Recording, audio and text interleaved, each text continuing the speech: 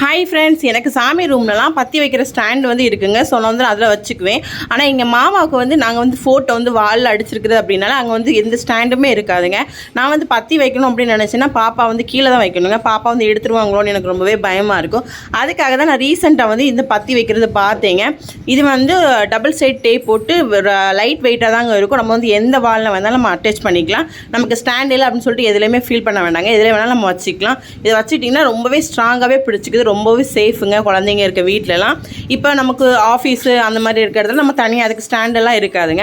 Mostly இந்த மாதிரி வாலில் தான் இருக்கும். ஸோ நம்ம அந்த ஒரு சாமிக்கோ இல்லை எதுக்காக இருந்தாலும் நம்ம இந்த மாதிரி வச்சுக்கலாங்க. ரொம்பவே யூஸ்ஃபுல்லாக இருக்குது. இது எல்லா ஸ்டோர்லையுமே இப்போ நிறைய இடத்துல அவைலபிளாக இருக்குங்க. நான் ரீசெண்டாக தான் பார்த்தேன். இது யாருக்கெல்லாம் தெரியும் அப்படின்னு சொல்லிட்டு கமெண்ட் பண்ணுங்கள். யாரெல்லாம் வச்சுருக்கீங்களோன்னு கமெண்ட் பண்ணுங்கள்.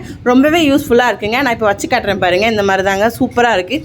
இதுக்காக கீழே விழவே விழாது. அந்த அளவுக்கு ஸ்ட்ராங்காகவே பிடிச்சிக்கிறேன். இந்த வீடியோ பிடிச்ச லைக் பண்ணுங்கள், ஷேர் பண்ணுங்கள், மறக்காம சேனலை சப்ஸ்கிரைப் பண்ணுங்கள். பாய்.